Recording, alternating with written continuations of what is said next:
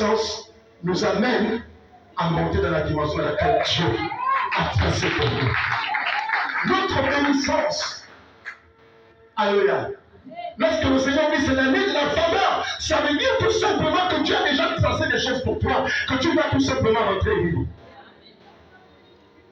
Mais dans la faveur de Dieu, il y a aussi ce qu'on appelle des conditions que Dieu met en place.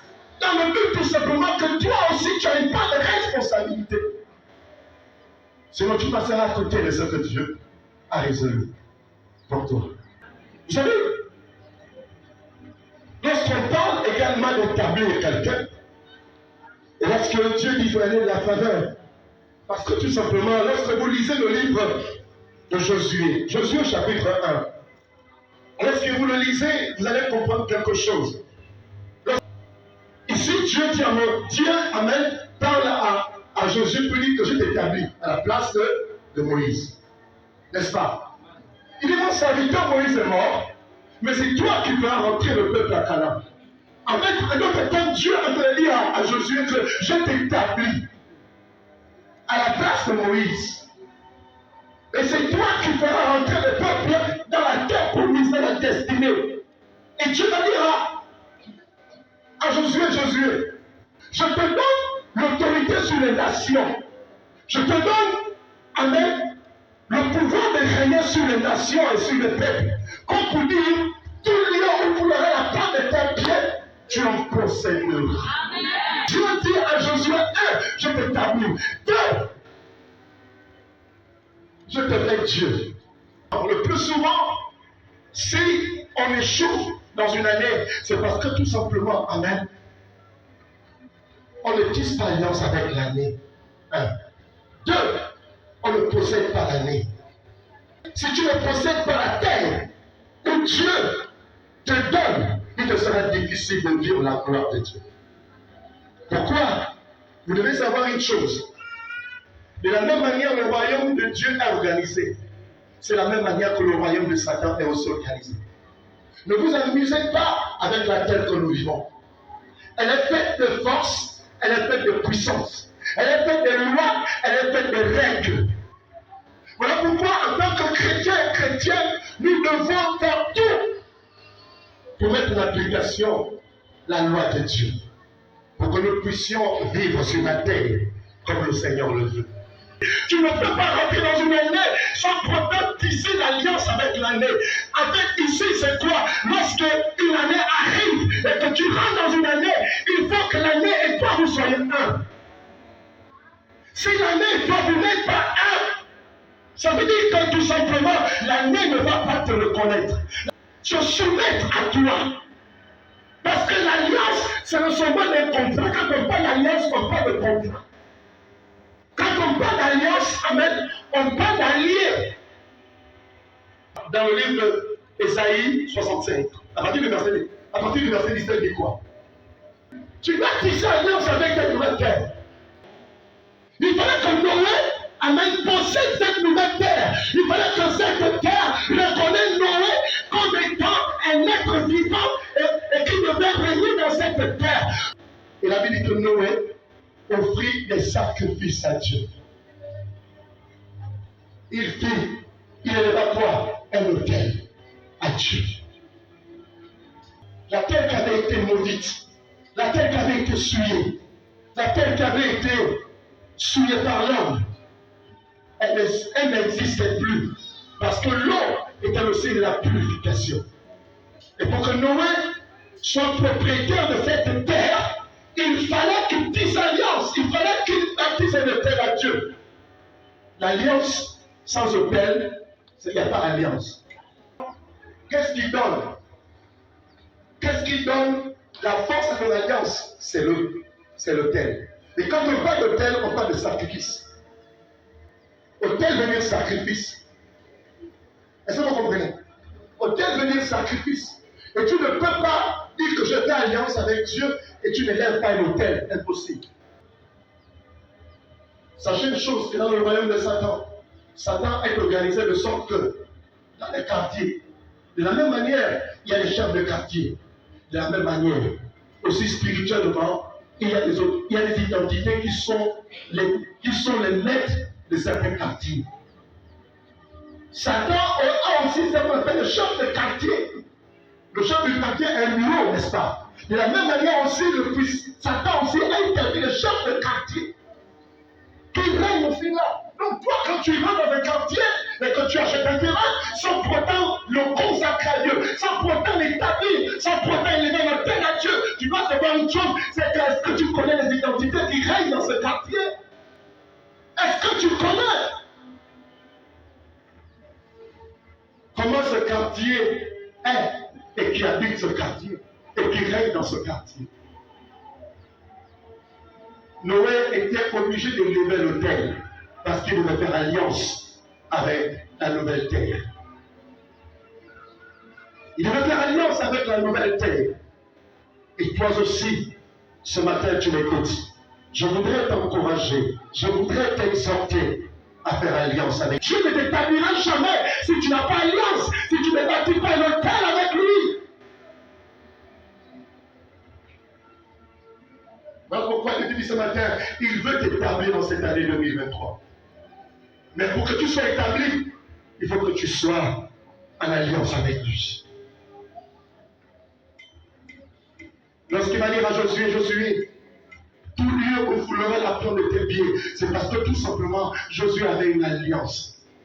Et cette alliance le permettait tout simplement de régner en tout lieu et dans tous les endroits où il devait aller.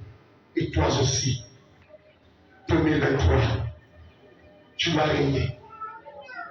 Tu dois posséder.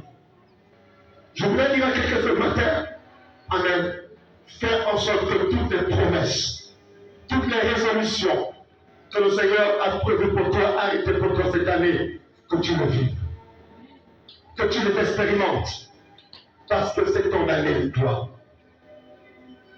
Alléluia, c'est pour toi. Pourquoi l'alliance te donne amen, le pouvoir d'être assis et Dieu combat pour toi. Je prophétise que cette année, cette alliance va parler pour toi. Je déclare au nom de Jésus que Dieu que je sers, le Dieu qui t'établit dans cet endroit, que toutes les fois que tu viendras dans cet endroit cette année, tu en sortiras pas la vie. Tu sortiras béni. Amen. Voilà pourquoi je voudrais t'encourager ce matin. Je suis venu ce matin t'encourager de posséder ton année 2023. L'alliance est de bénéfice. Ma Rosette, Dieu. Satan régnait sur la terre avant que Jésus ne règne. Satan régnait. Satan était le propriétaire de la terre. Vous comprenez? Mais pour que tu sois arraché des mains de Satan, il fallait bien sûr que Dieu prenne quelqu'un et lui pose sur l'autel. C'était le sacrifice de son fils. Que Dieu a posé sur l'autel. Il n'y a pas d'autel sans sacrifice. Il n'y a pas d'autel sans sacrifice. Il n'y a pas d'autel sans sacrifice. Il n'y a pas d'autel sans sacrifice. C'est pour cela, lorsque vous faites des choses pour Dieu, faites-le meilleur. Vous comprenez? Même lorsque tu vas consacrer intérêt, fais quelque chose de bien. Ne fais jamais des choses minables. Pourquoi? C'est parce que le sacrifice va parler à la dimension de ce que tu as fait. Tu fais un sacrifice et l'autel minable, alors tu ne pourras pas vivre des choses qui sont attachées. En fait, l'autel va fournir la capacité que toi aussi tu as fait. Voilà pourquoi votre Père que je suis, je ne m'amuse pas avec ces choses. Je m'amuse avec ces choses. C'est pour ça que je voudrais t'encourager et te dire ce matin, tu n'as pas encore fait alliance avec 2023. Tu n'as pas encore pris possession de l'année. Je voudrais te réveiller ce matin à le faire. Je voudrais te réveiller ce matin à rentrer dans ton année de faveur. 10 alliances avec l'année et 10 alliances avec le Seigneur. Bâtis ton hôtel. Bâtis ton hôtel. Je parle encore à quelqu'un ce matin, bâtis ton hôtel. Bâtis ton hôtel. Lorsque nous avons lu le livre de Genèse, chapitre 12 tout à l'heure, Comment est-ce qu'on peut le lire? On va le lire ensemble. L'Éternel dit à Abraham, L'Éternel dit à Abraham, va-t'en de ton pays, va-t'en de ton pays. de la patrie et de la maison de ton père, Oui. dans le pays que je te Il montrerai, dit dans le pays que je te. je ferai de toi une grande nation, Oui. et je te bénirai, je rendrai ton nom grand, et tu seras une source de bénédiction. Je bénirai ceux qui te béniront, et je maudirai ceux qui te maudiront, et toutes les familles de la terre seront bénies en toi. Amen. Nous voyons, n'est-ce pas, Dieu tisse alliance avec Abraham. Et l'alliance avec Dieu, la configuration de base, c'est les paroles que Dieu va te dire. La configuration ici, ce sont les promesses que Dieu te dira. Qu'il fera ceci, il fera ceci, c'est l'alliance. Amen. Dieu tisse alliance avec Abraham. Un contrat.